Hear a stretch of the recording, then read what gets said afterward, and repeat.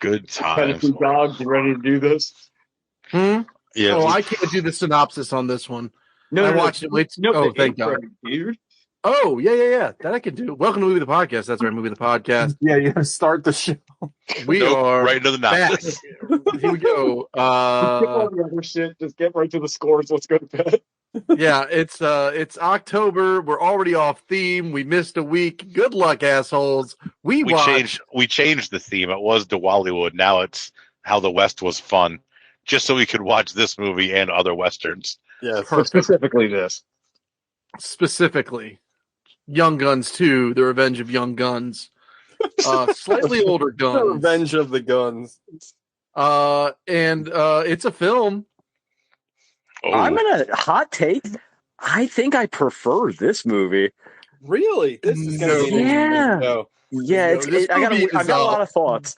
This movie is a mess, but sure. So, I mean, the first movie was a mess. Really?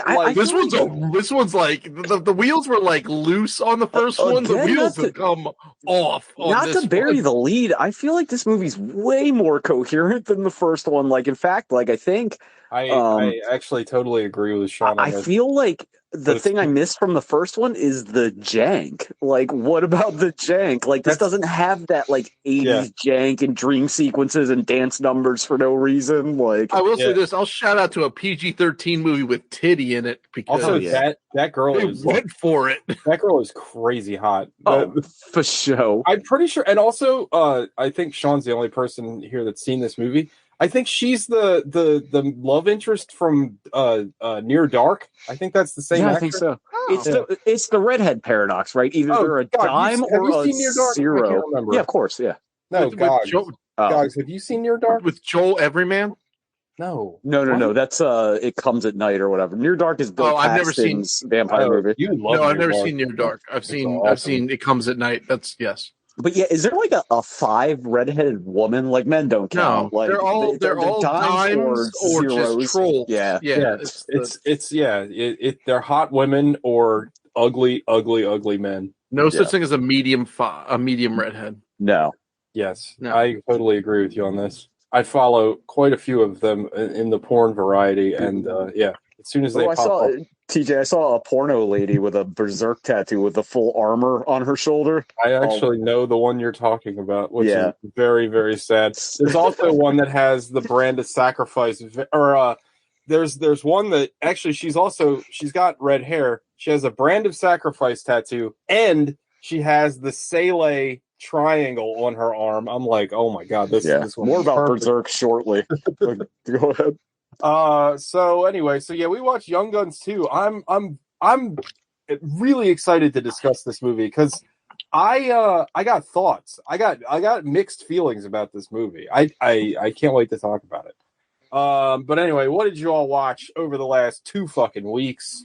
2 weeks? We took a mental health break. I don't know. It was doing some self-care. Yeah, we had some PTO we had to burn. So I had to fucking watch football, watch my team officially become the worst team in the league. Everybody's team is hard to watch. Like, it's brutal this year. I mean, yeah, but at least they're not Washington. Like, Washington is legitimately the worst team in the league. They're a fucking joke.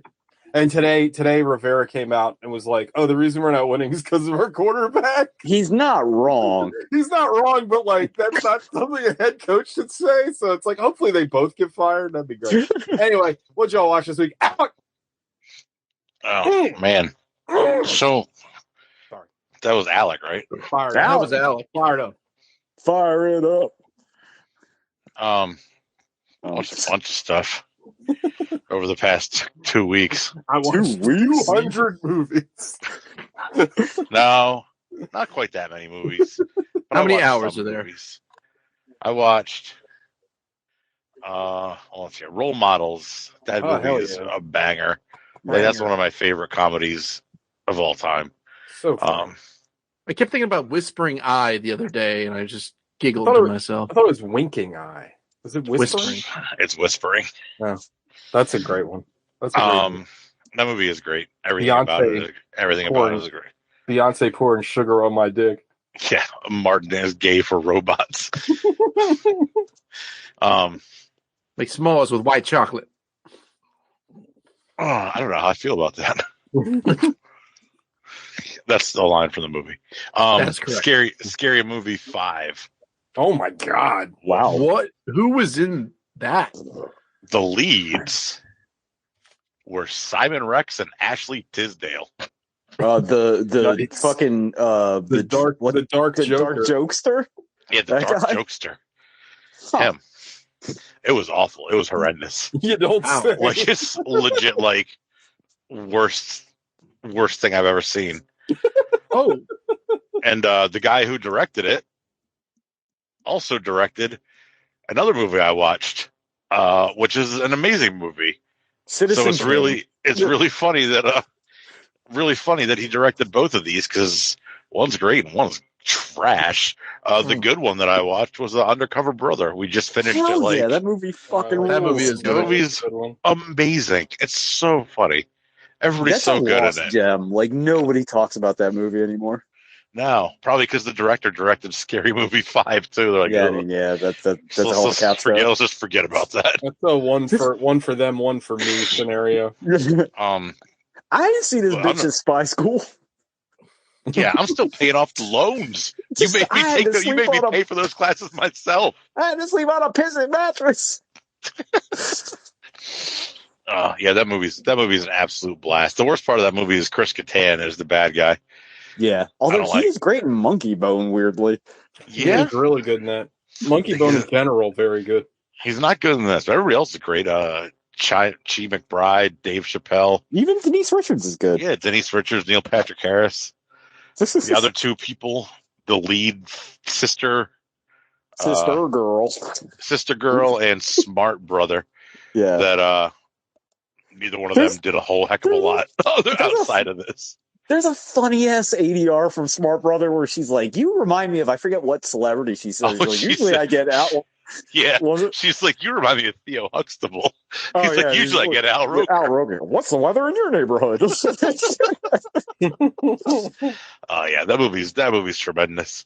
What else did I watch? Three more. Tanja. I'm sorry, I can go on about Undercover Brother all day. I mean, the movie slaps. Like, it absolutely slaps. Billy D. Williams. Billy D. Williams, the general, with the the general's fried chicken. Look out, Colonel! Here comes the general. Alec, you would love. What's the Michael Jai White? Fuck. TJ, help me out. Dogs. Oh, fucking. Why can't I think of it? I've seen it a million times. The blaxploitation parody. Well, fucking. It's the background of my fucking PlayStation 3 for crying out loud. It's Blood and Bone. No. Jesus Christ! That doesn't the other one.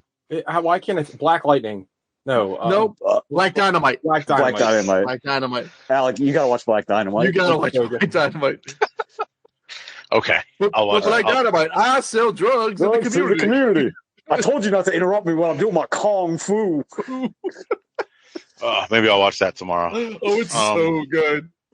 I watched again Shang-Chi and the Legend of the Ten Rings. Nice. I've been wanting to revisit that. Is it that still? Movie I remember really liking it when I watched it. That movie is excellent. Outside of, I know Sean doesn't agree, but outside of the new Spider-Man, like, it's the best movie best MCU movie since Endgame. Oh, like, yeah. It's so good. I love it. Great. I haven't seen it, but everybody I likes it, so maybe I'll like it. I think you'll like it a lot, because it's not really, it's tied into the MCU a little bit, but it's its own thing. Yeah. And like, it's all new characters. And Tony I Lung. think what's his name from 2046 is in it. Yeah, Tony Lung is he's the dad? He's the Mandarin, yeah. And he's so good. I think we all kind of love Asian family dramas too. I think I've discovered that on the show. Yeah. They're way more compelling than white family dramas. Yeah, wow. So fucking mayonnaise fest. Whoever the lead is in Shang-Chi, I can never remember the guy's name. He's really great in that movie. Simu Lau. Yeah, I think is his name. He needs more work. Yeah, he's really good, and that movie is tremendous. The fighting is outstanding. Yeah, they did the effects are great. I really love that movie a lot. Like, it's upper tier. The fight choreography is excellent. Yeah, and it's shot really well too, which is something you can't say about a lot of like action sequences with Marvel stuff. A lot of times it's like cut. It's not really like that. It's very well done. Is Fin Fang Foom in that movie? They're dragons. They don't. I think he's sort of hinted at, right? They do talk about him. Yeah, I don't think he's actually in the movie. They should make a Next Wave movie. Oh my god, TV show. That would be incredible. But that'll never happen. Yeah. Well, you never. You know what? I take that. But you never know with Marvel. They made a Werewolf by Night. I mean, they've already apparently the Bloodstone. Apparently, that Werewolf by Night special is everyone loves it. Yeah, it's the highest rated like Marvel show on Disney Plus. Everybody fucking loves it. Yeah, I need to watch. I haven't watched it yet. I watched Prey, the Predator. Oh, what'd you movie? think? I thought it was great. Time? I loved it. Yeah, I liked it too a lot. I thought it was very, very good. Yeah, it was my first time. I thought it was great, and like I sent that TikTok out before I had seen the movie. Like probably, I think whenever it came out, I sent the TikTok to you guys about the Mad Libs, the coked up Hollywood execs just making up Predator scenarios. Like, let's just put them in Japan and there's samurais and let's go with it, make it happen. But like, they legit should just do that. Yeah, of course. Like, just keep making Predator movies set in different time periods and different parts of the world where you can explore the cultures a little bit and also have awesome Predator fights. Basically, make it an Assassin's Creed. Sure. Predators. Yeah, but more fun. Like I don't know. Take that, Ubisoft. I've never really played an Assassin's Creed game, but you get them in like feudal Japan. Get them in. I don't know, colonial times. Yeah, colonial like Africa or India, and have them kill a bunch of colonizers. Drop them right in the middle of World War II. No, the Russian Revolution. Yeah, there you go. And then all the Marxists capture a predator and set him loose on the Tsar. Yeah, just shit like that. Do the Boxer Rebellion. Oh, that would be fucking sick. A bunch of fucking like Shaolin monks like fighting the predator. That'd be dope. I mean, they should do that. Yeah, that's exactly how they should handle it. The last thing I watched the new Billy Eichner's movie. Bros. You watched Bros? Because you're not homophobic. Billy Eichner said if you didn't watch the movie, you're a homophobe. Apparently. I better watch the movie. I think he kind of said that tongue in cheek because it didn't do very well. Yeah, no, I like Billy Eichner a lot. Apparently, the internet hates him. I think he's hilarious. Really? I thought he was very popular on the internet. Name a woman. Yeah, for $1. Name any woman. That guy he's hilarious. Anyway, would you have sex with Paul Rudd? How's the movie?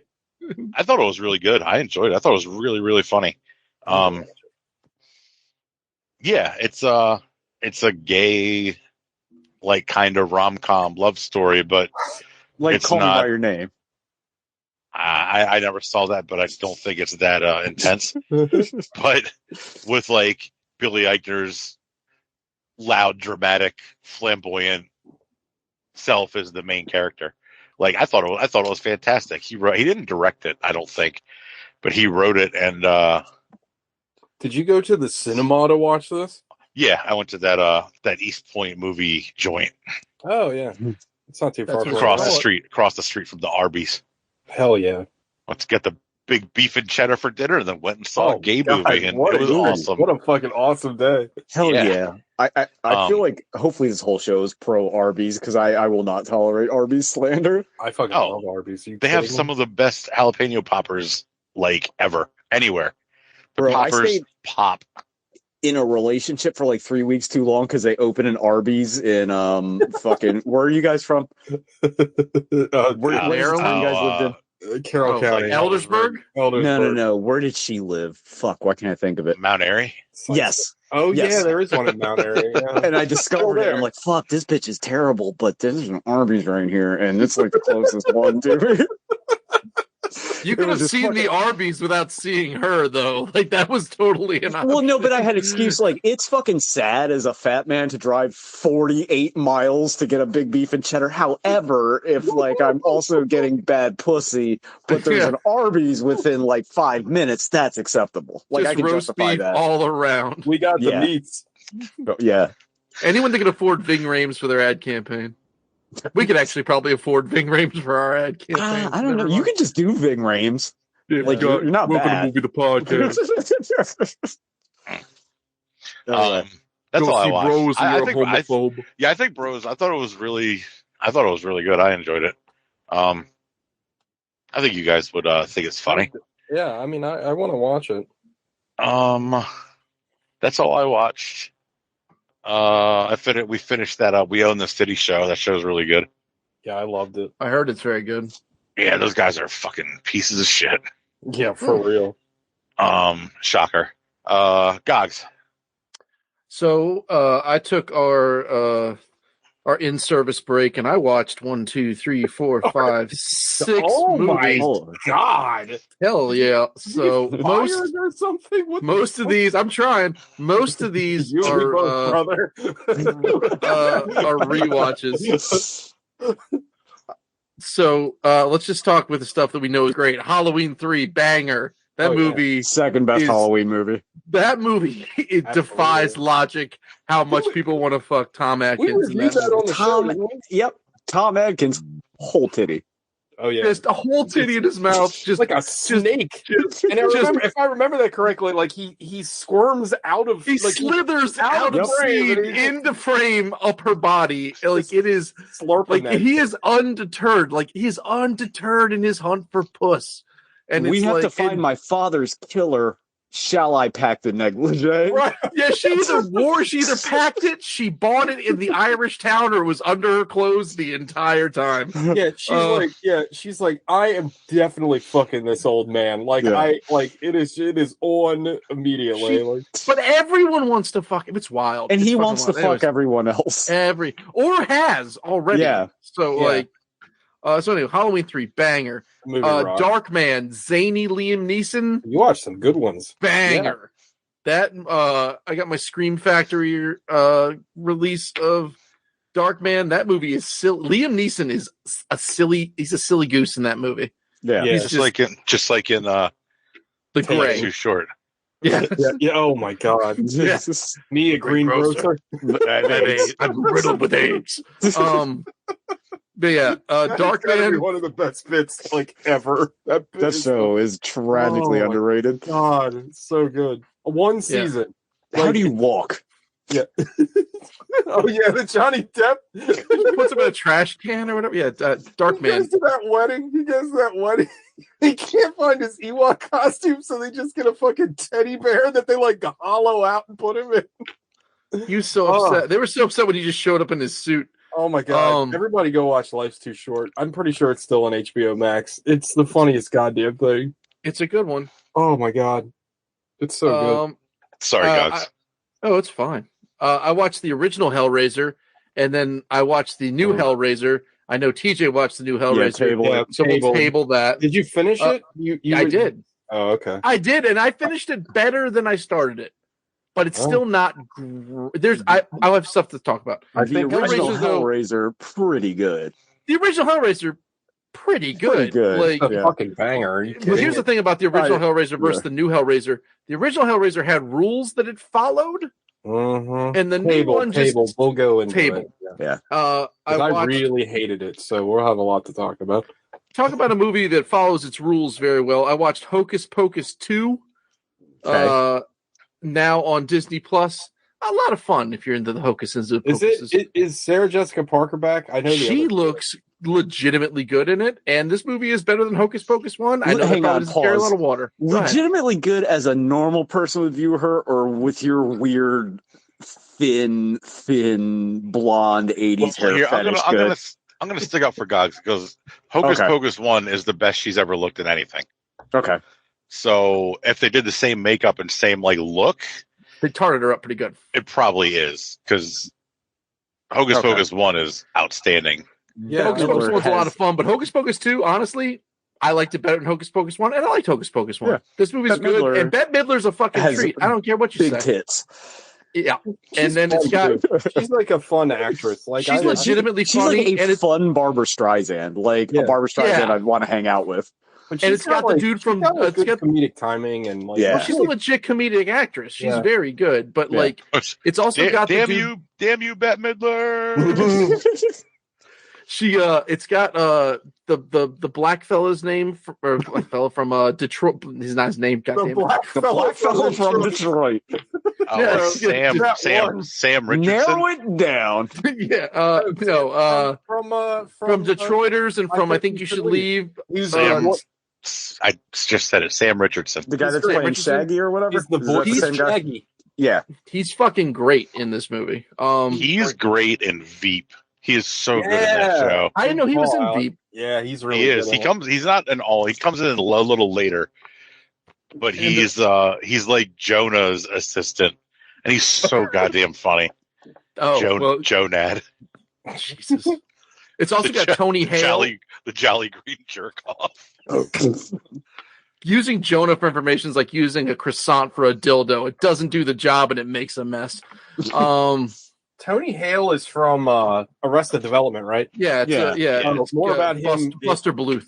More about him, actually. He's in one of the movies that I watched, surprisingly, in a very strange, dramatic role. Was it Hocus Pocus 2? No, it was not. Okay. I didn't say was it a David Lynch movie? I do like... what's that? Was it a David Lynch movie? No. Okay. But I do like Hocus Pocus. I would watch Hocus Pocus, too. It's the original was fun when I was a kid. Also, I like what's her name, who's the voice of Peggy Hill, and she was in Sister Act. Kathy and Jimmy. Yeah, the other witch. She's great in it too. All three witches are a lot of fun. It's a lot of fun. That's all I can say. But it does not have Tora Birch, does it? It does not have Thora Birch. No, it's got some other new young actresses who may or may not be witches. The kid in the original. That's right. I forgot. That was like her first thing, I think. With a creepy dad in the wings. Waiting for her to take her top off, and she's like, pop your top off and Hocus Pocus. If you don't know what they're talking about, Google it. Thora Birch's dad basically fucking torpedoed her entire career. Well, I think didn't her parents meet in a porno? Yeah, they were both porno actors. Yeah. And, well, those two... Hugh Hefner was her is, I guess, her godfather. Well, not no more. He ain't. Well, I guess he's still technically your godfather, right? Even though they're dead, I don't know. Anyway, yeah, Thora Birch. Thora Birch. I also watched. She's very much alive for career. I watched one episode of that Edge Runner show. It makes me want to play Cyberpunk real bad. I'm going to watch the rest of them. Finished it, dude. It's so. It's good. Fucking good. No, it's very enjoyable. And then Sean, and the last thing.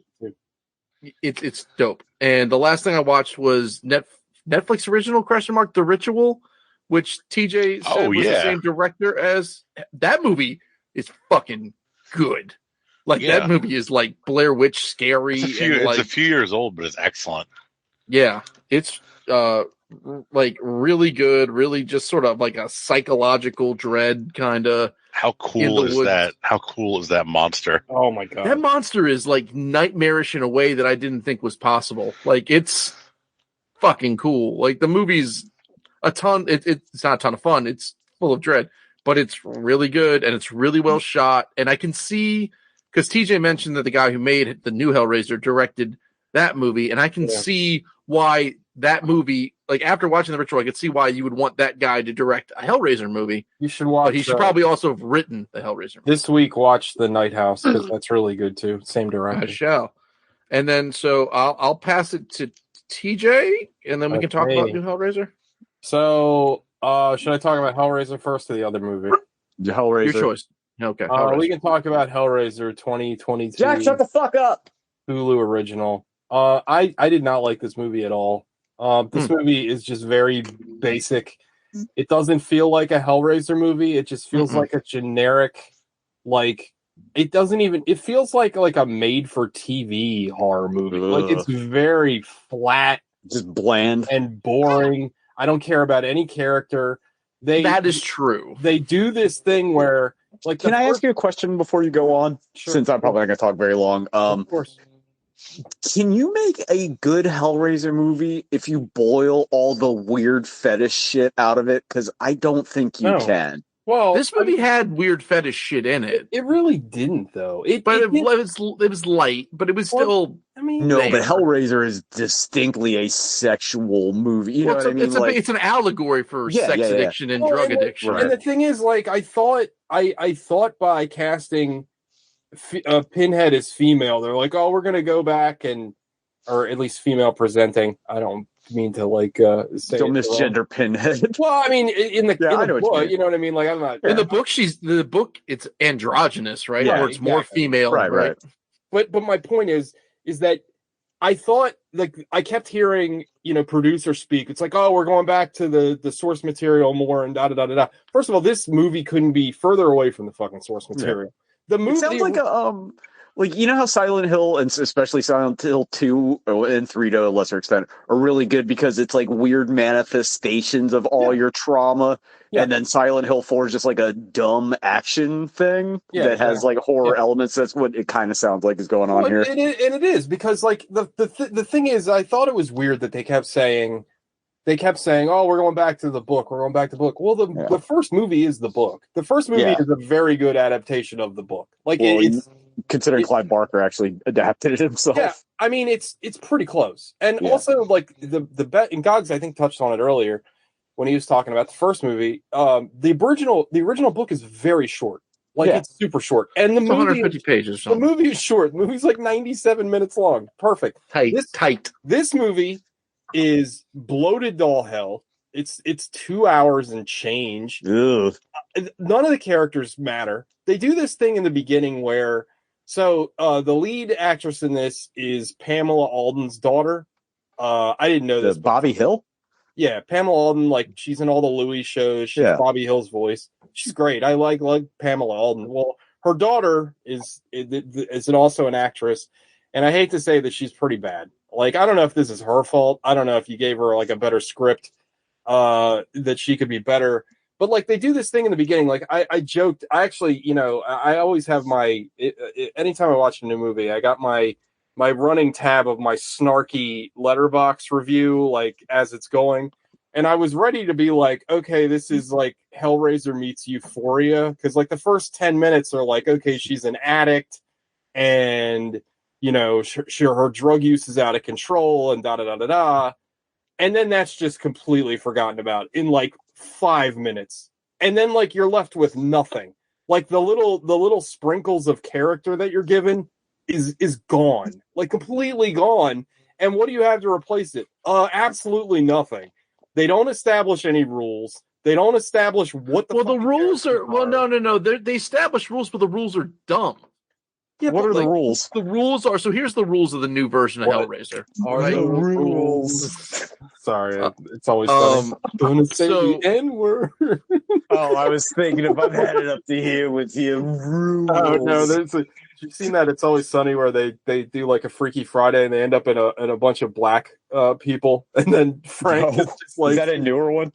It's a newer one, yeah. And they have a song that are like, what are the rules? And Frank just keeps saying, I'm going to say the N-word. And they're like, no. It's great. It's very funny. Well, anyway, so these guys, so here's the deal. You got the lament configuration, right? And it goes through like 6 stages. Like my favorite thing ever is when we were talking about some Hellraiser and you referred to it as the Lamont configuration. I Googled that. There's actually a picture of Lamont Sanford in all the Hellraiser gear, and it's pretty amazing. Also, shout out to the Belisarius Memorandum, which is the MacGuffin Darkman. The lament configuration, it goes through its different cycles. It goes from cube to star to I don't know, like barbell, and every time it goes through one of these things, right? It becomes like different shapes and like fucking balloon art. And every time it does it, it shoots out a little knife this time, and then whoever solves it is supposed to get stabbed. Then they get dragged to hell, and then it goes to its next configuration with the idea going into pointy mode, in which you had to commune with Leviathan, the god of the underworld, and he will grant you, or they will grant you, power, sensation, resurrection. They'll grant you some Faustian promise. Sure. So the whole movie is like based around feeding this box like to get to the next level. So like the old, like, so Hellraiser was cool because it was Uncle Frank comes out of hell, and it's like, I gotta keep escaping hell, fucking kill people so I can get like human again, and then we're gonna get out of here. And then the Cenobites, being the jailers of hell, coming after him, makes for this interesting, it becomes effectively the proposition, right, for Kirsty, because she's got to bring Frank back, otherwise she's going to hell, and that's fun. Yeah. This movie, I never thought about it that way, but that's actually a really good way to describe it. So then this movie, the Cenobites are like taunting the main, because the main character like solves the first go round, but she doesn't get stabbed by it. And then from that point on, Pinhead and them are like, feed the box, ascend, or whatever. But they're like taunting her into doing it. Like they're supposed to be ambivalent to the whole situation. Yeah, right. It totally goes against their entire characters. Like, and they're not like, that's the thing that makes their characters interesting. Like, how many times have I said this about like remakes lately and reboots where they totally miss the point of what makes the character interesting? Like, it comes to mind the new Texas Chainsaw Massacre, where Leatherface is 85 years old and he's like throwing chainsaws like fucking 95-mile-an-hour fastballs and bench pressing people. It's like he was a normal person. That's why he's scary. He's like fragile and like a normal guy. He's weird. The fucking Cenobites are basically ambivalent. Like they're not like malicious. Like they just are like performing. They're law enforcement. They're officers, right? In this, but like they revel in it. It's fucking stupid. Well, that's where the original Hellraiser. Sorry to cut you off, but that's where the original Hellraiser series, right? I just had this conversation at work. I probably took up someone in my marketing department's too much of their time. But I was like, the first movie is this great story. People forget that in the first movie, Pinhead's barely in it. Yeah, like it's more about Frank and the murders that the woman commits, and like Kirsty trying to figure out what's going on. Like Pinhead's sort of just like in the background, and then they latched onto that. And then the second one still at least follows the rules, but it gets a little wackier. And the third one gets full wacky. And then they just make it into slasher movies where the Cenobites are just out here slaughtering people, and it becomes less interesting. That's why they're shout out to Hellraiser 3 with the fucking seedy face Cenobite. Dude, shout out to the fucking Hellraiser 3. Hellraiser 3 is bad. Hellraiser 3 is the Crank 2 of Hellraiser movies. That movie is bonkers. Yeah. And I love it, but it's not good. No, it's terrible, but it's a lot of fun. It's better than a lot of fun. It's better like than this. It's better. But this movie, like the Lamont, I almost did it again. The Lamont configuration doesn't even care who gets stabbed, because Chatterer Cenobite, she stabs him with the box, and then the Cenobites come for him. Yeah, it's so dumb. And then that becomes like a thing where it's like you can just stab him with the box and that'll kill him. Like, what? But like in the second movie was very cool about saying, like, because like Dr. Chenard or whatever in the second movie had all those mental patients trying to solve the box. And like the Cenobites made a point. It's like, you can't be tricked into doing this. This has to be a choice. Like, this is all about you making a choice. Well, the whole thing, and they completely lost it on this. I mean, it's Barker is a huge Lovecraft fan, so all that is, it's another extension of the fucking Lovecraft thing, right? Like, basically, it's take unknowable knowledge and replace it with unknowable pleasure, and that's what the Cenobites are. That's what the box is. Like, Uncle Frank is a guy that's the ultimate degenerate, right? Like, he's a hedonist. Yeah, he wants a hedonist, a better word. He wants to experience literally everything, so it leads him to the box, and then he goes to like experience things beyond human comprehension. It's a very Lovecraftian thing. And the thing is about this movie is that they like talk about it. It's like infuriating because the Pinhead goes through all the stuff about, all the sensory stuff, but like it's hollow because I don't give a fuck. I don't care about any of these characters. Like, you mentioned the original Hellraiser. Like, I know Frank, I know Kirsty, like I know those characters, and that movie is super short and you barely spend any time with those characters, but I remember them. I don't remember any of these characters, and I watched this movie 3 days ago.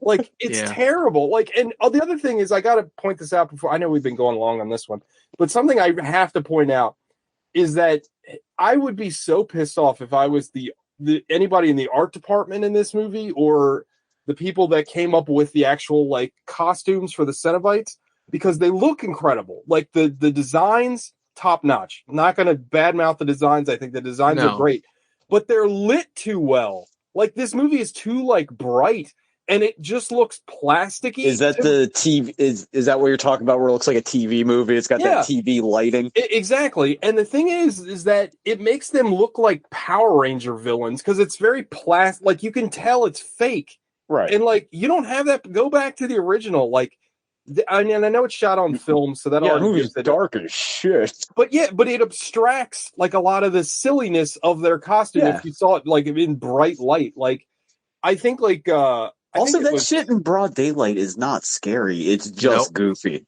Yeah, and it's really surprising, because the director is very good at that kind of atmospheric stuff, and he just totally missed the mark. It almost feels like a studio note, to be honest, because, like, if you watch The Ritual, I mean, Alec mentioned it earlier, the monster at the end of The Ritual is a crazy looking design, but it's even scarier by how it's shot, because you don't really see it all. Like, it's abstracted and it's cool, but I don't know. This movie was a huge miss for me. I did not like it. I thought it was just incredibly bland, and it's funny because I think a year ago, Hulu came out with, they must have had a deal with Barker, because they came out with, like, a Books of Blood movie, and that was really fucking bad. Like, Clive Barker has had a lot of misses. Ghosts of Mars. Oh God, Ghosts of Mars. Not his, but still bad. I'm thinking of Midnight Meat Train. That was really bad. Oh, that sucked. Vinnie Jones is not good in that movie. Also, one last thing, guys. I'm sorry to cut you off. No, go ahead. Because follow Movie the Podcast on TikTok, please. I'm fully engulfed in the horror talk universe, like people reacting to horror movies, and I have kind of I kind of already knew this because I've been around horror fans all my life, because I am a horror fan, but, like, horror fans are maybe worse than, like, Marvel fans, because people that are, like, I don't know, their whole personality is wrapped around, like, horror franchises. They're like, oh, I love this movie, it's fantastic, it's like the greatest movie. They're saying this as they have, like, this $400 sideshow collectible Pinhead, and they're wearing the fucking Hellraiser t-shirt. Yeah, try being married to that person for 6 years, TJ. Let me know how that works out for you. I'm good. I'm real good. I mean, I love that stuff. You can ask Liz. I mean, you know me. Like, I'm talking about me. I fucking love Hellraiser, and I love Hellraiser 1 through 3, but, like, you can still objectionably not. I mean, this movie is not good. Like, I think you're borderline delusional if you think this is, like, a good movie. You can enjoy it. There's enjoyable aspects to it, but as, like, a whole, some of the kills are fun. Some of the scenes are shot well. I will say that I thought the gore effects were great. I thought they did a really good job with some of the special effects, but, like, overall, I loved, like, I don't know. I loved, like, all the wacky architecture shit that was happening at that mansion. I thought that was kind of dope. Fun. I wish there was kind of more of it. I did like that.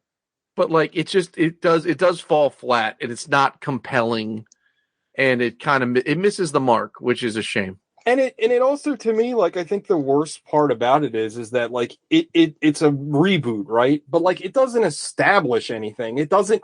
How can you have a reboot that does no personality? Like, there's nothing. Like, what about this movie is compelling to start, like, to have another movie? Like, I don't even know. Like, nothing. It's an IP people are familiar with. That's it. But that's already established. It's like that. You know but that's all. That's all it needs, TJ. Like, you're asking a question. Like, and I'm speaking about those people that I just talked about that are just going to be like, oh, it's great, it's fantastic. Like, I don't know. But yeah, a very, very mid movie for me. Gogs, I did not. I think you liked it a little bit more than me, but I like. I mean, it's probably like a 6. Wow, really? Oh God, it's a 5-6. It's like, it's not. I didn't hate it, but it's not, like, as good as the original. It's not. I'll tell you this: it's the best Hellraiser we've had in a long time. I mean, that may be true, but like, I would rather listen to Goggs' description about the Hellraiser where the typewriter kills people than watching this movie. I think exactly. Fair. All right, so I got one more. Sorry, I went long, so I'll make this short.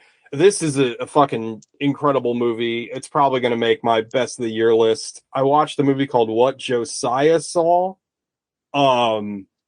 Fucking hear me now. Hear me now. I can't say that anymore, can I? You can. Well, her accent's fake too. And you did. Shudder is the new A24. Mark my words. Another Shudder original. 2 Shudder originals are going to make my top 10 this year. Shudder banger. And this, What Josiah Saw. This movie is so fucking good, but this movie kind of falls in line with something like Irreversible or Ex-Drummer, where it's a fucking masterpiece, but can't recommend it to anybody. It's going to be a hard recommend because it deals. And now I will say that it's not graphic in what it depicts, but the subject matter that it broaches is tough. It's very tough. It's about Robert Patrick, that's his name, right? The T-1000. Robert Patrick. Yeah. So he kind of plays a more deranged version of his character from Peacemaker. Like, less racist, more abusive father. Like sexually abusive father. Straight up? Yeah, I guess. But anyway, the movie is about him and his son, who is, they never explicitly say it, but his son seems a little slow, perhaps touched, you know what I mean? Like maybe learning disabled. But then I don't want to give anything away because this movie has like an amazing ending, and I will keep it spoiler free.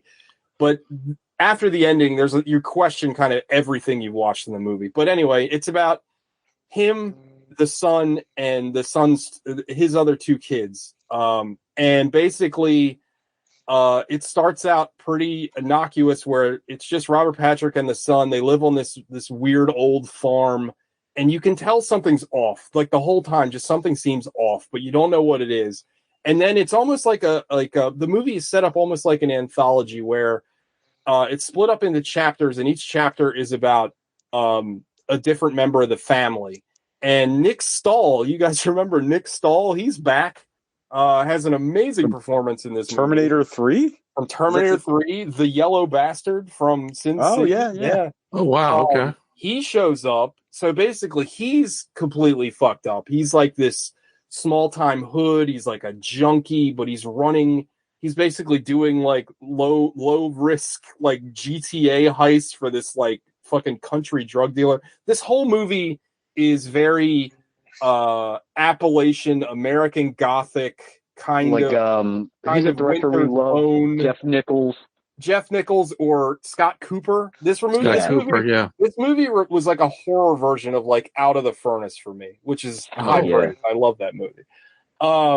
But anyway, so Nick Stahl is like all fucked up, and he's, like each of these segments are very different. Like the first segment feels like a fucking unsettling horror movie, again, that has like rising tension that you don't understand why everything is so tense, but you feel something is going to like roil over and get you.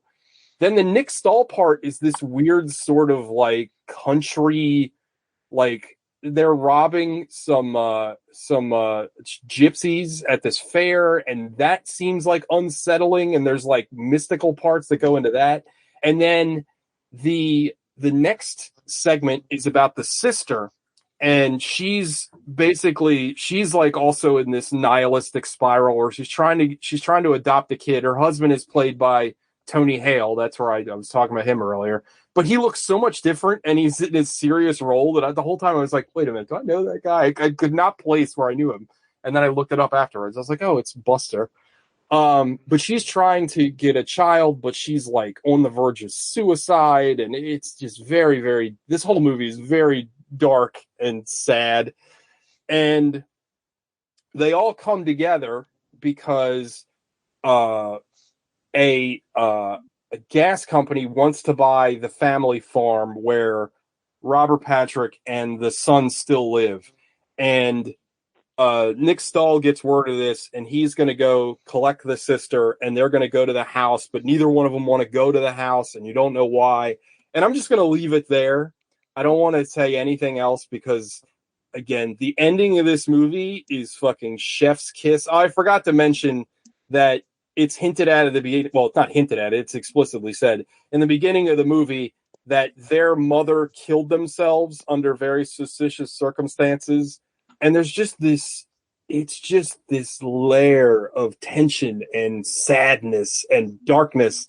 And when they finally like unearth what that is, and like the movie just kind of like keeps spiraling. I mean, this movie is a fucking, I fucking loved it. I mean, again, it is not something for everybody. If you're sensitive towards, sexual abuse, again, nothing's like explicit. Like there's no like rapes or anything on screen, but it's just kind of like this heavy atmosphere of that stuff in the movie. Well, that and like what eventually they talk about is just very hard to take. And again, like it's more about the tonality of the whole thing. But I thought it was great. I thought the performances were great. I thought the writing was really good. It's shot incredibly well. Again, it's going to end up in my. This is this is an incredible film. Did you see, real quick, that French movie, The Sadness Triangle, or whatever the fuck that is everybody's talking about? Oh, you're talking about Don't Say a Word or whatever. That's another Shudder one that's out there. Oh, are you talking about the one on the boat? Yeah. I have not seen that. I heard it's very good. The one I'm talking about is called Speak No Evil, and I'm going to watch that this week. That's another Shudder original that people are raving about. But this, What Josiah Saw, it gets huge recommendation. If you can stomach the subject matter, it is. Would you recommend it to Alec? No. Okay. No.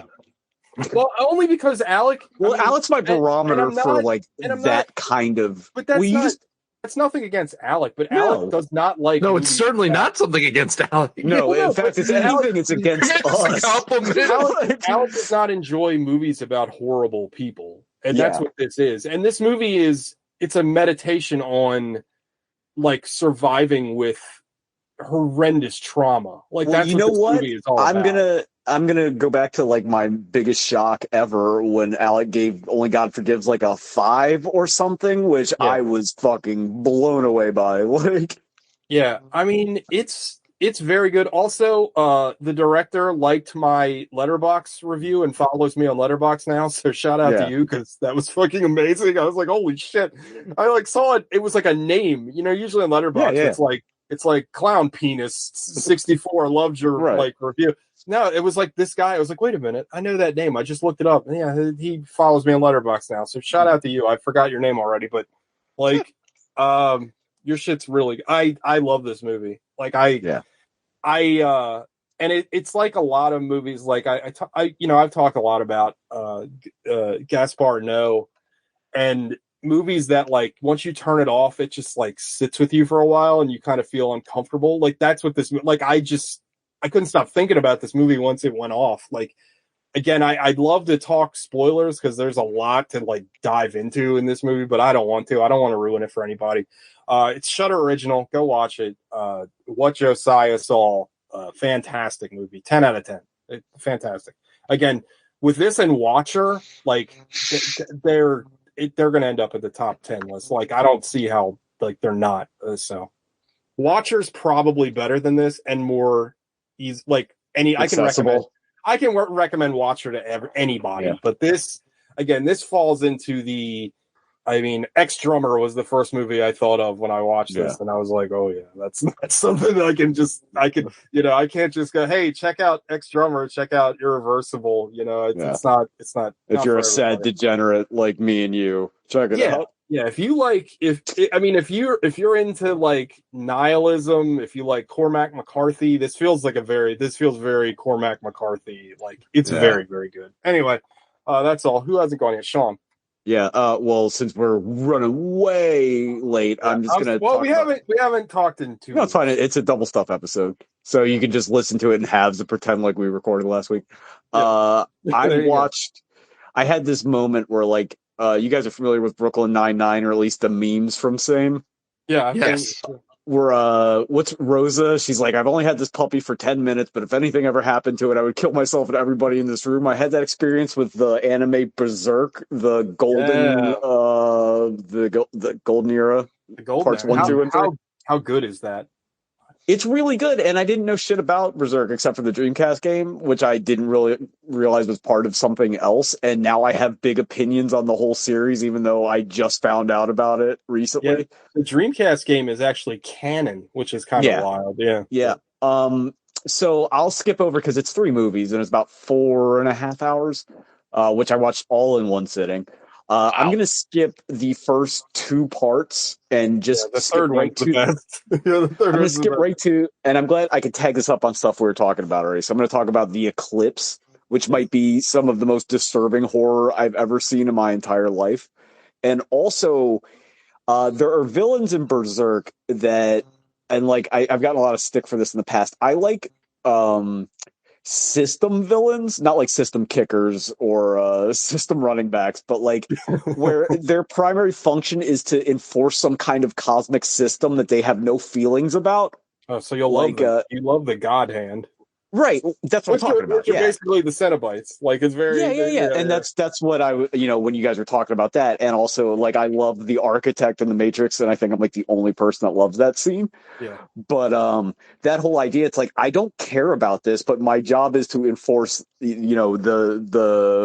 system in the Matrix, or the order of hell, or in this case, the flow of causality. Like, I have no personal stake in this. This is just what I do. And that's the scariest kind of villain, the one that has no opinion or no motive. It's like, I just run this program. Yeah, you can't appeal to that villain. Right. Like, it's why the Kyle Reese thing in the first Terminator, right? Like, it's like, you cannot reason with it. It will not stop until you are dead. Like, it has one function, and that's all it performs. But Berserk fucking rules, man. Like, and I don't usually like medieval stuff, but this is really good. Yeah, it's got the animation in those movies is really cool too. Yeah, it's got a little bit of jank CG, not like the 2016 Berserk, which I now hate, even though I've only seen like 2 episodes, and I'm way behind. Bad.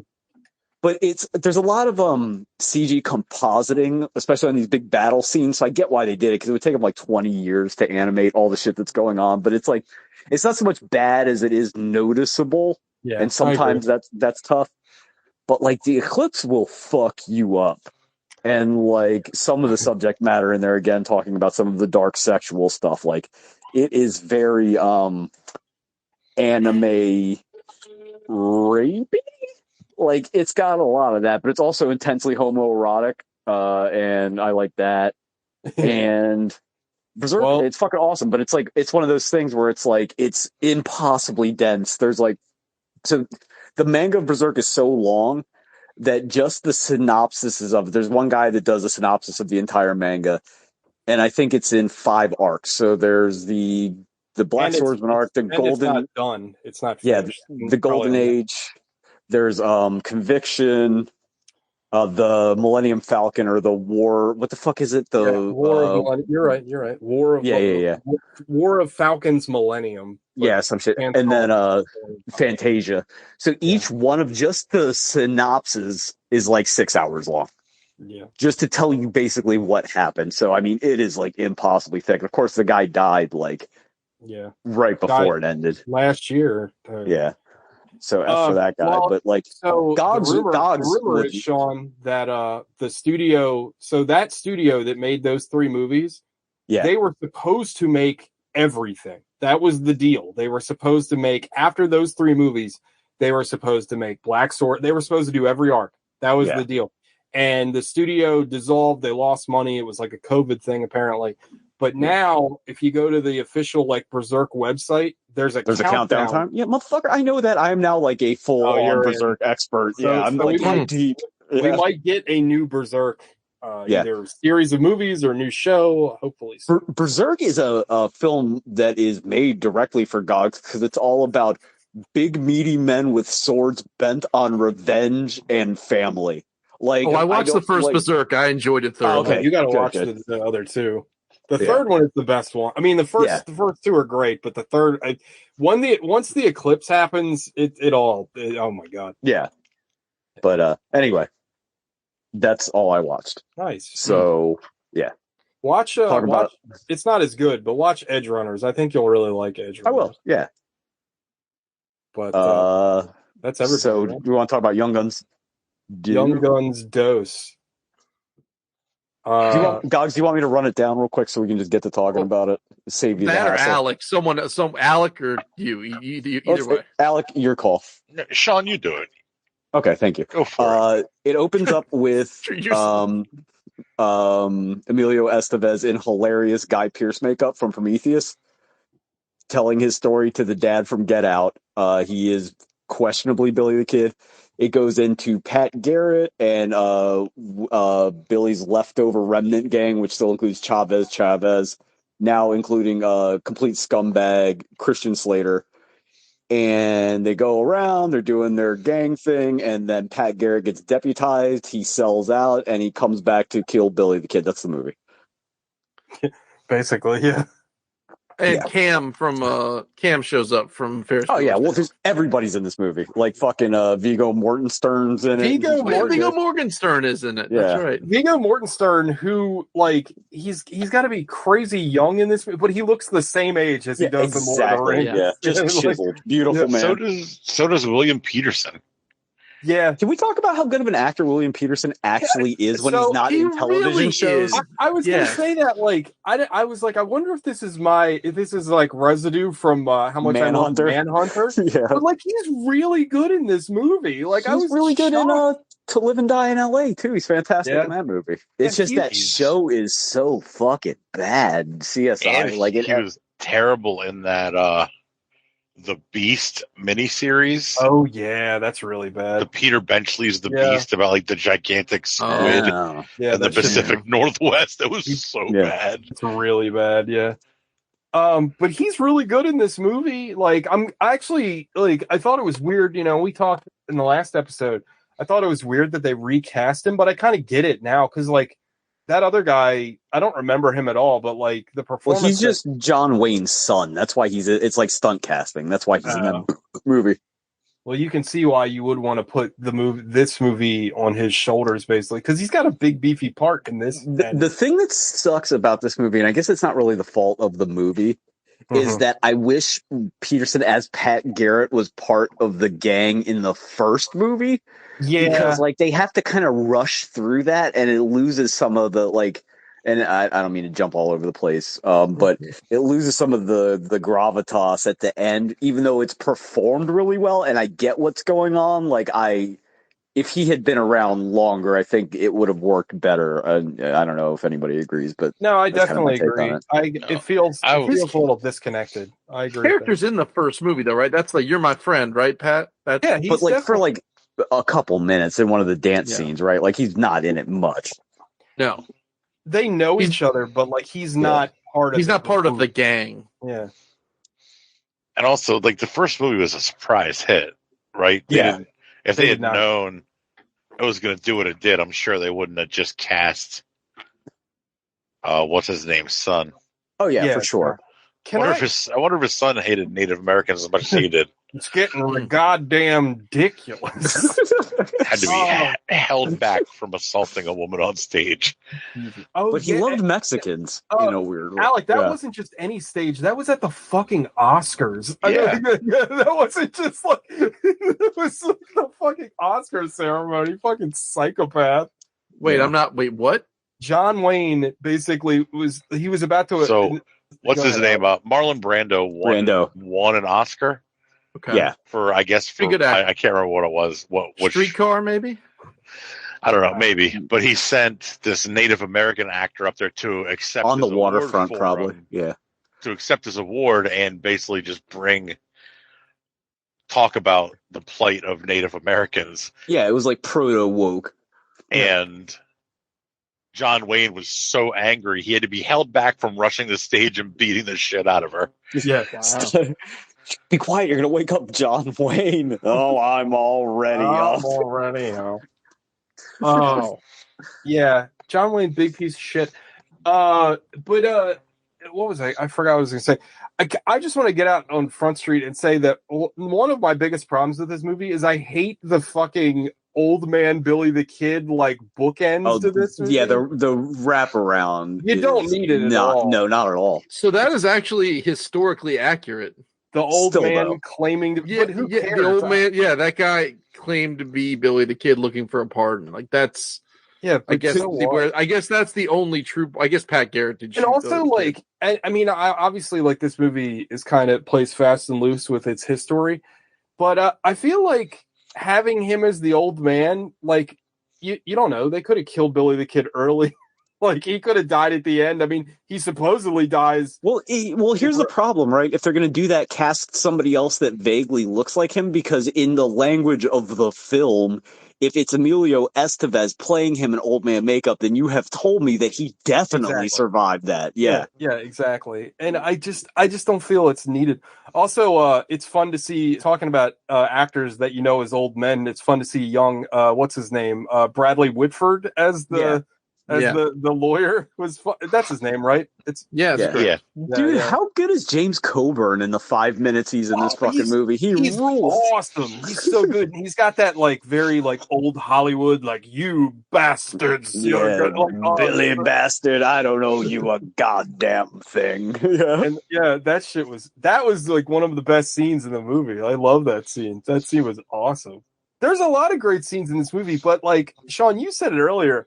Like this movie, it's funny because I don't think this movie is bad by any means, but like it doesn't have the insanity that the first one's like barely a movie. Like it's held together by like moxie and like duct tape. This movie feels like a real movie, and I'm like, I kind of miss the insanity of the first one. It suffers for its competence. Right, exactly. That's a good way to put it. I think this is a better movie, again, from a craft perspective, and although I hate the score. Like, the score is fucking atrocious. The score is really bad. Well, you hate the score because you know that Blaze of Glory is just sitting there on the shelf, it should be played over every second of this movie. It's like in Man in the Moon. Yeah. How REM did? They said REM did the score for Man in the Moon. REM just took the song Man in the Moon and like slowed it down sometimes. Yeah, and it was the same song, just like that's what this is the movie they should have done that with Blaze of Glory. It's like those notes should have been like the first notes of the song should have been all over this fucking movie.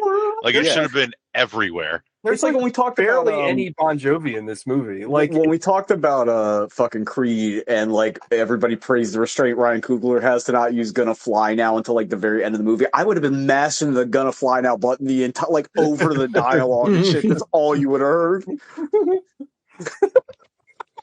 Like it's the first second the movie starts. Yeah. But the movie has like really funny bits too. Like Emilio Estevez is unfortunately like a little bit more tame. Yeah, I think not as in this unhinged as this in this movie. He's a little bit I don't know. Reserved. But he's like I think he's like goofier though. Like he's not scary. He's just like kind of a weird. Yeah, he doesn't seem as unhinged. Like he's less Heath Ledger Joker, more Cesar Romero Joker in this. I feel like his performance in the first movie was like him sort of improvising, and this was him kind of watching his performance in the first one and trying to duplicate it. Well, that's what it seemed like to me. Well, I think part of the problem is too is that this movie is the Billy the Kid show, and the first movie, even though he's like very prominent in it, obviously, like is more of an ensemble piece. Yeah, no, like this is his movie, so he's carrying a lot of the load in this. Yeah, so he can't just be like a fucking lunatic the whole movie. Like if we directed it in modern day. Yeah. Also, the idea of a guy named Emilio Estevez that can barely muddle through Spanish is fucking hysterical. Also, more pies being thrown in the background. I also a little bit. I don't know the actor's name, but he's like been in 1,000 movies. But I'll always remember him as the Joker's henchman, Bob. Yeah. He shows up in the movie, and a very young Balthazar Getty shows up in the movie. The Prince of Piss. Yeah, the Prince of Piss. Like, that was fun. Like, yeah. I like how this is a proto Fast and the Furious. So he's like, I guess you don't know the meaning of the word pals. I'm like, am I supposed to take the word pal serious? Was that like a heavier way to denote friendship back in the day? Yeah. I guess. Also, Gogs mentioned it right at the top of the show, but shout out to this movie for nudity in PG-13. Like, wild. Fantastic. And also, the movie is also incredibly violent again. It's super violent. I did a double take. I was like, this is PG-13? Like, it's like, people are getting got. Speaking of... people are getting got. It has nudity. It has legit, like, grave robbing. Yeah. Digging up corpses. This movie has everything. This movie kind of rules. Speaking of guys that are in a ton of shit, the guy that plays like the shithead like sheriff or like he's the deputy, he keeps taunting the young guns, and then later on Billy the Kid like shoots him from the window. That guy has been in a million like horror movies and shit. I can't place his name, but he's one of those guys, or another guy that I only know from being an old man, but like I recognized him like immediately. I got to deduct a couple points from this for Chavez not wearing his fucking Spirit World makeup, which I still stand by. Should have been wearing the entire time. Also, Kiefer Sutherland's kind of superfluous in this. Like, I don't like Doc the character, probably because I hate poets. Yeah. Like, in general, I don't know if that's the movie's fault. Yeah, right. I make a rhyme every time. But and also like he's kind of like, I will say though, he almost makes up for it because his death scene is kind of rad. Like, that death scene. But I think the Chavez scene works better for me because you don't expect it. Where he's like, "Yeah, they took me when they took Doc," and it's like, "Oh shit." Yeah. Well, I thought that Lou Diamond Phillips was kind of underrated in both of these movies. I thought he did great. Yeah, I thought he was really good in both of these. Christian Slater's really good in this movie. It's like, I killed 64 men, not even including Indians and Mexicans. Yeah. Also, the scene where he goes to Mexico and like I'll give him credit because you want to talk about restraint. So like he goes to those two guys and he's like, "Oh, you know my name," and they're just like, they just kind of nod and it's like, "Oh, they're gonna kill him," and they cut away from it, and then you don't find out he dies until the fucking Animal House. Did he get like beheaded? Yeah. Like yeah. I thought that was fun. I enjoyed that quite a bit. And he probably died just happy as a clam because all he cared about was that people knew who he was. Well, that's the whole theme of the movie, right? Is like everybody just wants a name. So like he wants to be somebody. Pat Garrett wants to be somebody. That's why that line from Billy said, "Like, you ain't never gonna be me, Pat. You're always just gonna be the guy that shot Billy the Kid." Yeah. And then he just turns his back on him, which is like the ultimate Chad move. Like, yeah, go ahead and shoot me in the back. Which is historically always the story that he shot Billy in the back in the dark. That was and Cameron, or the guy from the vice mayor from Spin City or whatever his name, I can't remember what his name is. Alan Ruck. Right. He wants a name. And he's like, "You got a name? It's Buckshot George." He's like, "No, man, I got my name." He's like, "That's a good name too." Like, it's like, I need. The emotional beats are written really well, but again, they need to like be attached to characters we've been with longer. So like if that whole gang had been together in the first movie, a lot of that shit works a little bit better, I think, in this movie. Yeah, no, I agree. Also, talking about actors that I recognized, but I didn't realize who they were until after the movie. The mayor or the governor, that's Herschel from The Walking Dead. Oh, yeah. And a bunch of Frank Darabont projects as well. It's like, I know that guy. That's why. Not to be confused with future Senator Herschel Walker. Yeah, I mean, you mean future president, right? The Hard Times article they put out, or the Hard Times. I don't read any articles about them, but the headline, like, we sat down and talked to Herschel Walker about his politics, and he gave us $450 for an abortion. That's pretty good. Yeah. But yeah, anything else, guys? We've talked a lot about the movie. Dogs, like, you didn't seem to be as like interested in this one. It really didn't do it for me. Like, it seemed like, honestly, I mean, you guys say it's a more competent movie. I felt like it was just sort of more of a mess. Like, I didn't I just didn't like. Here's what I think, right? Like, and maybe we can balance it off, right? So this movie has like internal drama. It has an external drama that's like a little bit more present and that you can identify with because it's Pat chasing them down, right? Like, it's their friend coming after them. They've got the infighting in the gang. They're like, everywhere they go, they're not wanted. So like, I feel like that propels the movie a lot more. Whereas in the first one, it's like we got to, do the Tunstall thing, but then we got to stop and have a jig, and Kiefer Sutherland's marrying some dry cleaning token. Oh yeah, no, and you're it's just right. It's all over the fucking place. That's true. I guess maybe I just didn't. And what's his name's good at what the guy from Manhunter? Why can't I think of his name? Oh, Peterson. Peterson's good in the movie, and Viggo Mortensen's good in the movie. They're hunting them down, but I don't ever feel like, I know they tried, and I think this is to whoever's point was that it'd be better if Peterson was in the first movie more. Yeah. Like, I don't feel the betrayal. Like, I don't feel like we already talked about like the proposition, right? Like that, like you don't feel like that's happening in this movie. It doesn't seem like William Peterson really even cares that much, honestly. Like he's more concerned about getting the story right and like having that author follow him around. Like it's, I don't know, which is also true. That really happened. I don't know. It just didn't do it for me. And I think I prefer a more like janky, like a janky, but like a darker, like Emilio Estevez. He does seem like he's sort of playing it more safe, but he's trying to he is trying to like be a facsimile of being silly, fun. Billy. Sure. Yeah. But he doesn't like the "I'll make you famous" line. That never showed up in the first movie, right? That's all from this movie, right? That's in the first movie. Who do you say that to? He says it all. He says it at least a couple of times. I feel like he says it like he says it a lot times in this movie.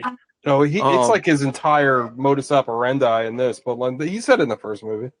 Yeah, and like the whole bit with like old man in the front, like in the bookends, and then like the whole. Gogs, you're definitely right. This movie is like significantly lighter, even though like I would say like tonally story-wise, narrative-wise, it's darker, but like it's played very light, and I can see why that's like kind of jarring and like hard to resonate with. You know what I mean? Yeah, it did not. It did it for me less than the first one. Right. I don't hate it, but it's just like I don't like it. If everyone else's scores are going up on number 2, mine are not. Yeah. Well, what did I gave the first one you gave the first one an 8. Everyone gave it. We all gave it 8s except for Alec gave it a 10. Yeah. So let's get into Five Knuckle Shuffle. So it would be impossible for Alec to give it a higher score. He can give it an 11. He's allowed. It's his day. I don't want to cross. That's a Rubicon. I don't think we should cross. Yeah. Whatever that means. It's a Jeep. I thought it was a sandwich. That's a Rubicon. Dude, imagine Reuben convention of just Reuben sandwiches. Right. Oh my god! It's got coleslaw. It's a Rachel Con. Yeah. That's terrible. I quit. I'm out. All right. So.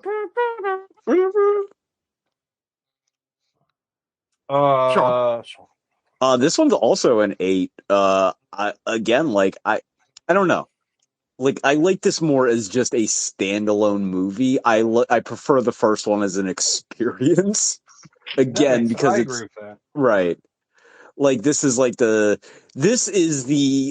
Desperado to the first one's El Mariachi. I think it feels like more like a remake of the first one than a sequel to an Evil Dead 2. Yeah, exactly. Like it is the Evil Dead 2 to Young Guns Evil Dead. It's a lot of fun. Like, I like that it has a definite thing on its mind where it's like everybody wants a name. Like it has a theme, and they stick to. And I'm a sucker for Western. I'm softer on Westerns than I am, I think, any other genre. And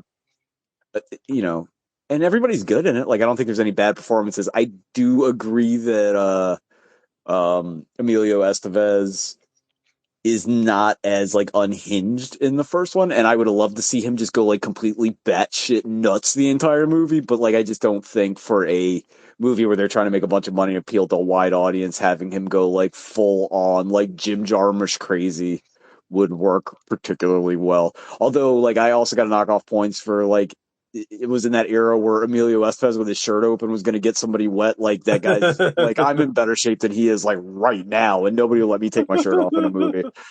So yeah. So it's got that Kevin Costner thing where it's like, you're still kind of fat, but not like as fat as most people are. So right. I don't know. Yeah. What a time to be alive. Right. I want Alec to go last. Cause like, I like, here having him angry. You want to end on a high note? He is the preeminent Young Guns scholar. TJ. I'm going to give this one a 7. I still enjoyed this movie a lot. I didn't enjoy it as much as the first one. There's some little things I really wish we could change. Like I said, I really don't like the wraparound like at all. I actually forgot. Like we've talked about this 1,000 times, but like especially with movies in our youth, you forget about the parts that you didn't like when you were a kid. You completely forget about. Yeah. And I've seen this movie a million times. I want to say that I had both of these movies on a VHS tape that I taped off a cable. Like I had them on like SLP mode. Like I had both of them on one tape, and I watched them all the time. But I don't remember the wraparound like at all. Like I don't remember. No. And as soon as that was introduced, I was like, ooh. They might have edited that for TV, honestly. Well, it was like from HBO, Gogs. Thank you very much. Oh, well, then never mind. They don't do that. HBO time is irrelevant. Time is irrelevant to the home box office. That should be their slogan. I don't like the wraparound, and I again, like I said before, I miss kind of the bonkersness of the first one and how like terribly paced the first one was. Like the first one, like just blew its load, and then it like had it blew its load, and then it was like desperately trying to like, oh yeah, this is a movie still, and then it's just like at the end, like fucking frantically jerking off trying to get it back up. Yeah, and we all know it ain't coming back. No, it's done.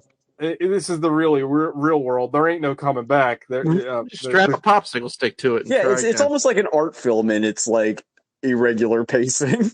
Yeah, it's great, and they blow their load early. They don't know what to do. They kind of meander around in the middle, and then the ending is absolutely insane and incredible. Also, this movie is a real movie, and it's a good movie. It's full of it is. Like I think you said it, Sean. It's like a better movie. Like the performances are better. Like it actually feels like someone actually sat down and wrote it. Right. like one person, not everybody. The first one just kind of happens, right? Like I think Alec mentioned it last time, but like the gun battles are kind of awkward in the first one because they were like all improvised. Like, I mean, that kind of shit is cool. Like, and you feel it, and it makes the movie really weird. Just spun all those boys up and let them loose. But this movie feels like a real movie, and it's weird to say, but it's like I think I agree suffers with you. by being real. Well, it only suffers by being judged against the original. If you watched it as its own movie, it's like pretty great. But it's still a good movie. I enjoyed it. This movie has like a 27% on Rotten Tomatoes, which is fucking insane. I mean, fuck Rotten Tomatoes. But no, this movie's a lot of fun. I enjoyed it quite a bit. Not as much as the original, but just by like a hair. And what's her name is very hot. The naked chick in this movie, her riding a horse. I don't know. I think that awoken something in me that I don't know. He wants to fuck horses now. Maybe I want to fuck a horse now. Look out, rape horse. I'm gonna questronaut now. Anyway, Gogs. Basically all the stuff TJ just said, but it's but in Gogs form. It's what is it? Like Gogs? What's Gogs form? It's the same thing, just faster. Faster with less syllables. It's this movie did not do it for me. I don't disagree that it's probably, I don't know, more competent as a movie, but it felt messy to me. I felt like I didn't care about stuff as much as the first movie, even though the first movie was kind of jank. It's a 7 for me, so it's not like terrible. It's just, it's 1 point down. It would have been a 6, but we did get titty in a PG-13 movie, so I got to give props where props are due. And that girl's ass is fantastic too. I mean, we talk about titty a lot, but let's not forget about her ass. It's very Peterson's great in it. I'm a Christian Slater mark, up one side, down the other, so like that helps. I feel like Emilio Estevez kind of lost the thread when he's doing this one, but everyone else kind of props it up a little bit more. So, I like Young Guns better than Young Guns 2. I'm glad they didn't make Young Guns 3. I hope they're not planning on making Young Guns 3. Oh, I hope they do. Same cast. Just old guns. They should call it Old Guns. No, but it'll be like, they'll be all, I don't know, Hmong Chinese women. They get the torches passed to them by the Young Guns. they do like a Maverick thing, but everyone is that like it's somehow it's all their kids. Kiefer Sutherland and Chavez Lou Diamond Phillips are ghosts, and Billy the Kid is alive, unexplained. Billy the Kid is that old man. Yeah. There we go. Force ghosts. Yeah. There oh you my go. God. But yeah, so 7 for me, dog. Not terrible, but just not as good as the original Young Guns. Alec. Oh, it's a 10. Hell there we go. Yeah. There it is. Still a certified good ass movie. This is one of those rare movies where Alec and I come on the higher side, and you two, like, this is like that fucking weird team switch up day. I mean, or code switching. An 8 is still a pretty good score. You gave it. I don't know. I feel like the difference between an 8 and a 7 is much more significant than a 7 and a 6, and I can't explain why. But go ahead.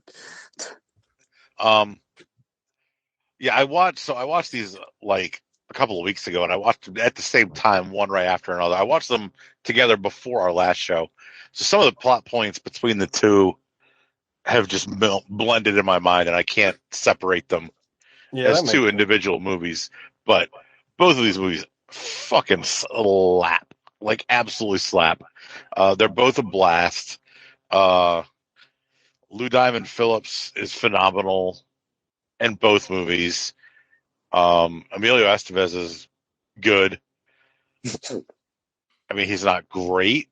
No. But he's fun. And sometimes that's better. Yeah, he's perfectly cromulent. Yeah. Would you rather have fun Emilio Estevez in both of these movies or somebody who would have played it more serious? Or Tom Hanks? I'd rather have Tom Hanks. I'd rather have Tom Hanks in everything. That is a hell of a spectrum. Well, we could either get Hanks or Hunnam. You pick, like, okay. They both fit the same budget. But this movie's fucking tremendous. And it spawned maybe the greatest movie song of all time. That is like true. Blaze of Glory is the best song ever written for a movie. But they needed more in this movie. That's my only complaint. Like, more Bon Jovi. There's not enough Bon Jovi in this movie. Yeah, then you would have complained because it would have been like A Knight's Tale having contemporary songs in the Old West. You would have bitched about that too. I would have made an exception with I was promised in the opening credits Bon Jovi music, and I was not delivered that. No, you were promised music by John Bon Jovi, which is a subtle but distinct difference to the band Bon Jovi. But yeah, I love this movie. I love both these movies. Tens for everybody. 10s all around. Hell yeah. Emilio. So whose pick is it next week? I have a pick. I have 2 picks actually. Well, you only get one. Is one of them Posse? One of them is Posse. Is the other one the Seth MacFarlane movie? Oh, please. No, actually, my other one was actually, and I don't know, this might be a stretch to make it a Western, so that's why Posse was on deck. I was going to Ravenous. That's not a Western. It's like period appropriate, but I don't know if it counts as a Western. Then my choice is Posse. Yeah, I would not count that as a Western. I'm good. Ravenous is good though. I love Ravenous. It's great. Train Spotting reunion. Posse is my pick. Hell yeah. Unless someone else another pick that they want to overrule. The second Posse best movie song ever. I like it's Posse. The Posse. Shoot 'em up. All right, so next week is Posse. Stephen Baldwin's starring Art Monk, Gary Clark, and Ricky Sanders. Anybody. Yeah. Gosh, you don't even get that reference. I don't understand football. It would have taken me 20 minutes to land on Ricky Sanders. I'm a true fan, buddy. Yeah. I'm sorry. Yeah, I know. I mean, they were good back then. Love Ricky Sanders in NFL Street, though. That game was a banger. Ricky, that's not. Ricky Sanders was in NFL Street. No, you're thinking of Ricky Williams. Shout out to Ricky Williams, though. Ricky Sanders. Who the fuck is Ricky Sanders? He was a wide receiver for the Redskins. He was the third of the. Was he in NFL Street? No, he retired in like 92. Shout out to Ricky Williams, where it's like, I don't like football, but I do like smoking reefer. So I'm going to do that instead. Williams. I mean, those guys that they get out early are smart. Yeah, I saw something the other day. I think it was in the ESPN. Like for a running back specifically, their average career length is like 4 years. Yeah. No, it's lower than that. Like it's super low. You got a lot of mileage, man. Make your fucking money and get out. Like some punter, I forget who he plays for. He's like, I don't really like football. I don't even watch it or anything. People like, boo, why don't you be professional about your job? I'm like, are you over there like, man, I'm so passionate about McDonald's. Like, just because he's good at it. It's the Ryan Tannehill thing from that Hard Knocks season I always reference, where like he couldn't name the other teams in his conference, but it's like, I don't know, who cares? He's like, I'm good at football. I don't like football. It's like Jake Jordals was getting interviewed on Barstool or something. I saw like a snippet of it, and they're like, what is the first thing you do in the morning? He's like, usually take a piss. She goes, okay, well, what would you be doing if you weren't playing playing football? He's like, work construction and ripping cigs. Like, hell yeah. Well, you know how it is with sports fans. They get all kinds of weirdly emotionally tied up, and it's just like fucking bizarre. It's a game. Like, I enjoy it a lot. Don't get me wrong, I'm a big sports fan, but like I'm passionate about what I do right now, but like if they had free agency for retail and somebody was like, we'll pay you 8 cents more an hour, I'd be like, I'm fucking gone. Fuck this place. Of course. I mean, I go back to when I was a kid with the fucking Mike Mussina thing, and I used to hear people, he's a traitor. Like, what the fuck are you talking about? Like, he got $1 billion and the chance to play on a team that was almost guaranteed to go to the World he Series. Took a discount the first time. Yeah, exactly. Anyway, sports fans are idiots, everybody. Remember that. Gogs, you got anything to plug? No. Oh, I got the fact that I don't know who Ricky Sanders is, but I barely know who Ricky Williams is. Do you know who Art Monk and Gary Clark are? I'm familiar with Arthur Monk, but I don't know Gary Clark. They were they were the wide receiving core for the Redskins back in the early 90s, late 80s. There was a guy named Dexter Manley at some point as well. Dexter Manley was also on that team. He was Dexter Manley, who not so famously went to a buddy of mine's Pee Wee football thing and advised them not to do drugs and to stay in school.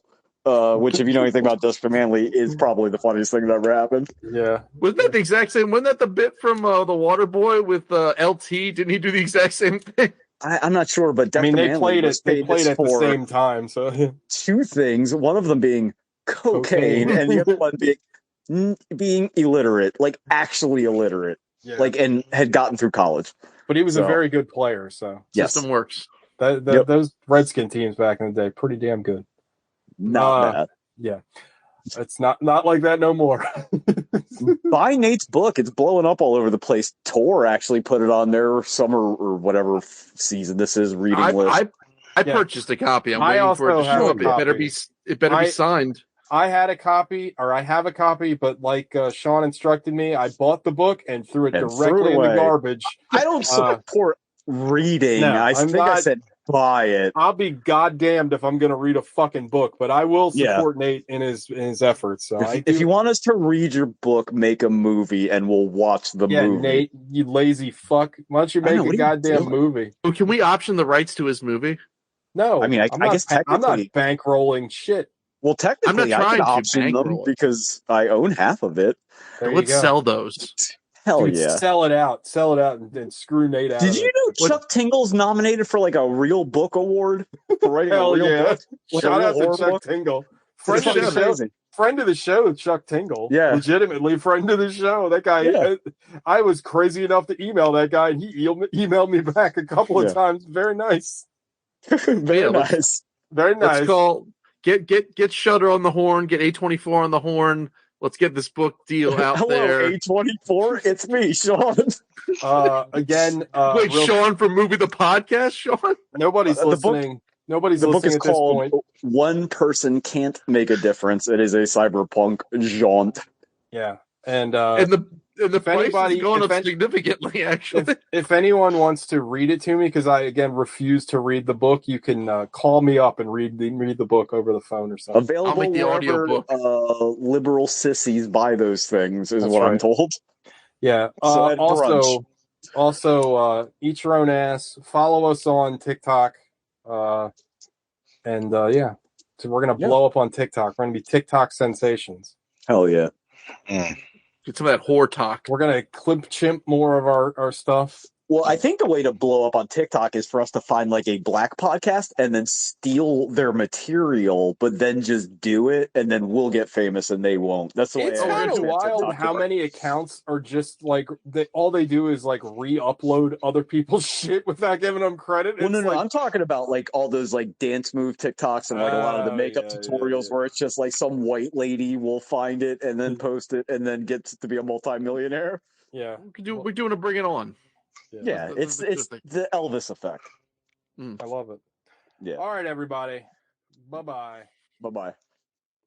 So it's posse for next week? Posse. Have you ever seen that, Al?